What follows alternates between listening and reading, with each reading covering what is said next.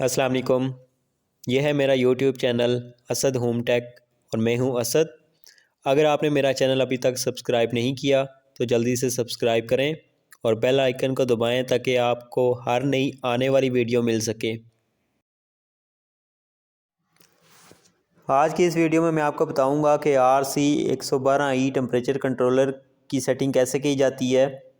इससे पिछली वीडियो में मैंने आपको बताया था कि RC112E के कनेक्शन कैसे किए जाते हैं। अगर आपने वो वीडियो नहीं देखी तो उसका लिंक मैंने डिस्क्रिप्शन में डाल दिया है, आप वहाँ से जाके देख सकते हैं। RC112E टेम्परेचर कंट्रोलर STC100 की तरह ही है। इसमें 4 बटन लगे हुए हैं, एक सेट का, एक पावर का, एक डाउन एरो और एक अप एरो। पहली सेटिंग है हमारी HC मतलब हीट कूल। रेफ्रिजरेशन में हमें C चाहिए होता है, यानी कूल चाहिए होता है, इसलिए हमें इसको C पे सेट करके रखते हैं।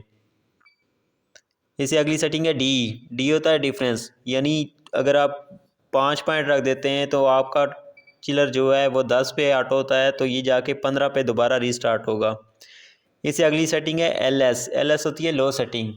जितनी जितना टेम्परेचर हमें रिक्वायर होता है उतनी पे हम LS सेट कर देते हैं, यानी आपको 10, -10, -15, -20 जितना भी माइनस में रिक्वायर टेम्परेचर होता है उतने पे सेट कर देते हैं।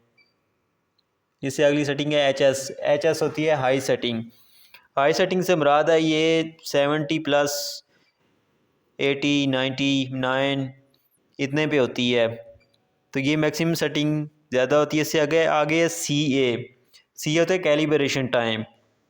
अगर ये हम 0 पे रखते हैं तो ओरिजिनल टेम्परेचर जो एक्चुअल टेम्परेचर होता है वो शो हो रहा होता है। अगर आप इसको माइनस में कर देंगे या प्लस में कर देंगे, कुछ पॉइंट रख देंगे, तो वो कुछ टेम्परेचर जो है एक्चुअल टेम्परेचर से घटा के या बढ़ा के दिखाएगा, तो ये 0 पे ही रखते हैं। इससे आगे पी होता है, यानी ये डिले टाइम है।